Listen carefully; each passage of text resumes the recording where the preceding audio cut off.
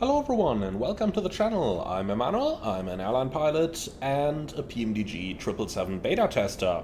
The time has come, PMDG have finally released the lovely 777-200ER, and that does not only mark the next release in the popular PMDG 777 series, but also the first PMDG bird to enter Flight Simulator 2024 officially. So let's have a look at what the 777-200ER offers, and let's also have a look at what's different in 2024. So let's start with the basics. What does the 200ER package offer? Well, first of all, in my opinion, the very best performance that we get in any Flight Simulator 2024 aircraft so far. The VRAM usage is a lot lower and the performance is quite a bit better than other aircraft that I've recently flown in the simulator, and I'm sure you can see it over here. We are running along at maximum frame rates and the thing just looks absolutely wonderful. It is a detailed model and it also is a hugely detailed system that you find behind this model, so I'm sure that many of you are absolutely going to love it. Now the 200ER comes with three different engines. That's the Rolls-Royce 892, the Pratt & Whitney 4090. Hey, that reminds me of my graphics card there. Well, the graphics card is doing a superb job. I'm sure the engine will as well, for as long as it doesn't explode, that is. Well, and of course the GE90. Now the GE90 is worth talking about here for a moment, because it isn't the same GE90 engine that you know from the freighter or from the 300ER, but it is the original GE90-94, which is quite a bit weaker than the -115B that you have on the newer models. Now, this means that the 200ER flies quite a bit different. Most notably, you're not going to get those extremely excessive rates of climb that you are used to from the freighter and the 300ER, especially at lower weights, but even close to the max takeoff weight. The 200ER feels like it is a much more tamed aircraft, and it doesn't have that superb performance. However, it still flies pretty well, even at close to 300 tons maximum takeoff weight.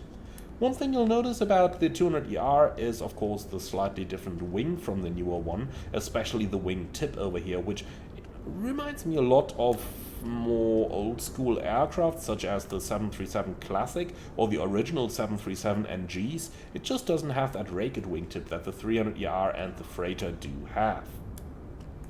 Now, the 200ER is a beautiful aircraft, and it, of course, is as fully simulated as any other of those PMDG aircraft. Now, just to bring it back into mind, because it seems rather easy for many people to forget what those PMDG aircraft are about.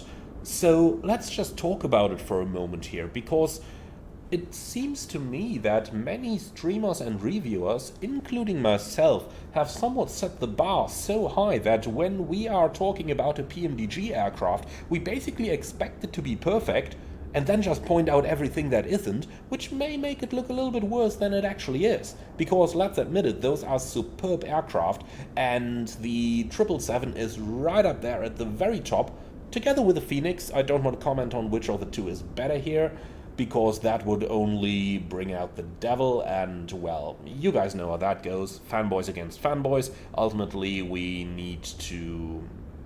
well, let's not get into that.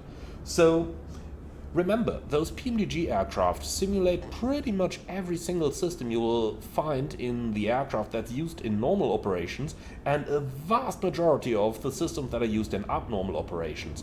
While a standard FS electrical system takes maybe something like 80 lines of code, a PMDG aircraft has over 5,000 lines of code in the electrical system alone.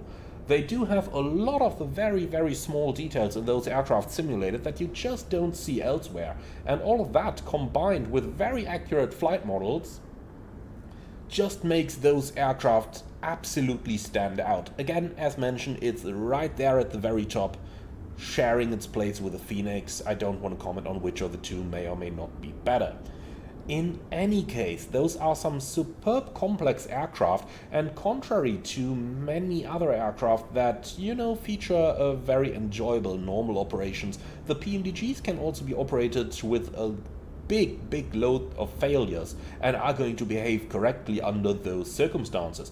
And that's not just because those systems may be scripted to do that, but because you actually have all those sensors and all those dependencies inside the aircraft that are relying on one another.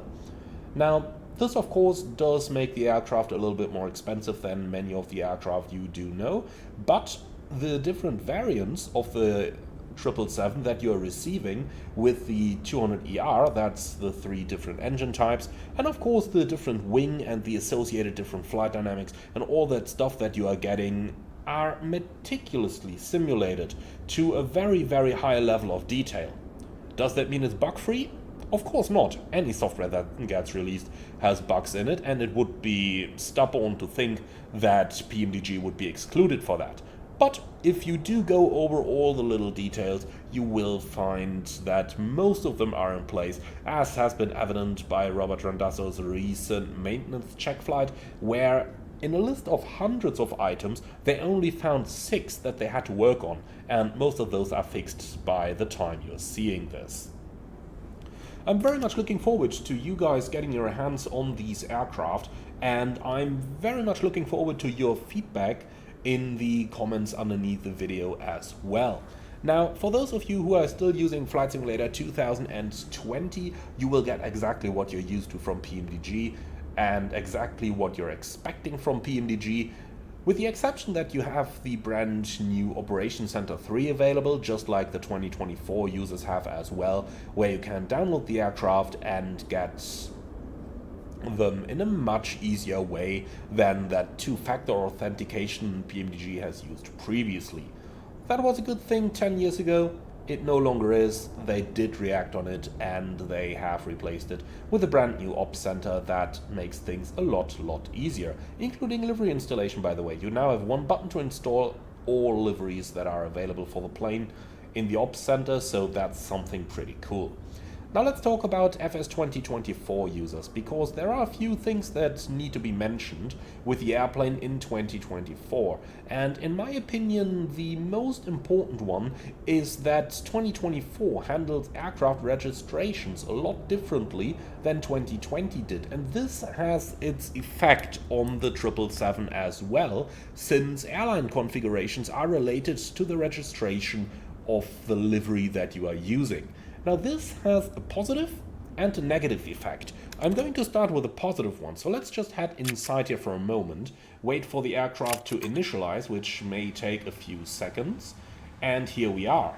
So when you select your aircraft in the aircraft selection menu in FS 2024 only, for 2020 there is no difference to the previous aircraft, then you will find that you have to select the registration manually for every single airframe, and every time you load another livery you need to change that. Now that is hugely annoying, and I would recommend a workaround that a lot of the beta testers eventually started using as well, because, well, Asobo, and you know how that stuff goes. So here's what many of us have been doing. Basically, we didn't enter any registration at all. That creates the default registration, Delta Alpha... Did I say Delta? Oh boy, I'm too much in Germany here. No, the default registration, Alpha Sierra X-Ray Golf Sierra. So that standard Asobo rec that you see on many aircraft. Now what you can do, once you have installed all those aircraft, especially with those where a verified correct livery equipment package is available, is you go down into the menu, PMDG setup, aircraft, and then you're going to load from another. And over here you can see the registrations of all those liveries that are available over here. So now you simply scroll down until you find the plane that you want to be using. For example, November 218 Uniform Alpha is the one that I've been using to film this. Now you select this, you hit execute, and now it simply loads up that very aircraft equipment set in this livery. This is a little bit annoying. Unfortunately, this is part of an FS 2024 limitation. However, this has an advantage as well.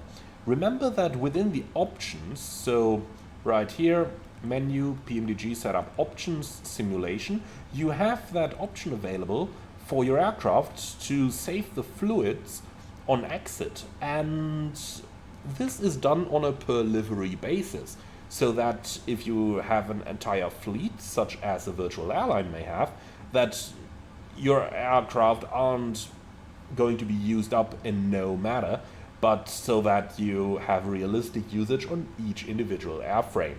Obviously for you as the normal flight simmer, this means that you will have to fly a lot until your aircraft has reasonably worn down. Now, with the safe fluid on exit and this way of not entering any registration at all and just using this standard Asobo registration up here, all your aircraft are going to share their operating fluids. So this means if we now open up the engine page, you can see the oil quantity is worn down quite a bit.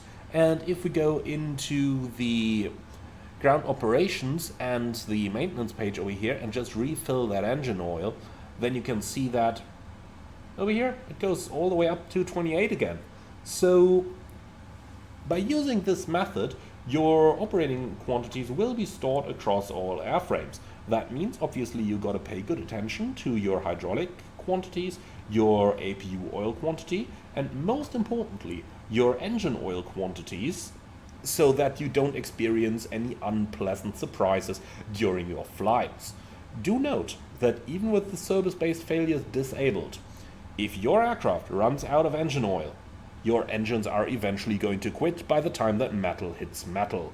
And this is of course simulated by PMDG, so do keep a good eye on those oil quantities. You want to refill them basically before every single ETOPS flight. That's how we do it in the real world. You just fill it up before every single ETOPS flight. It really doesn't take engineers too much time to do, and well, that way you can be sure that you're always safe to go. So learn those full figures for each engine type by heart, so that you are not unpleasantly surprised when you are eventually going to head across the world's oceans in your 777. Talking about heading across the world's oceans, you might have seen it in my previous preview videos. The aircraft does run perfectly fine at 8x time acceleration, so you can literally fly London to New York in about 1 flight hour real time. Well, that's the PMDG 777-200ER for you guys. I do hope that you all are going to enjoy it. Let me know your experience with the aircraft in the comments underneath the video. For the time being, as always, like, comment and subscribe, and I'm really looking forward to see you all again on the next one.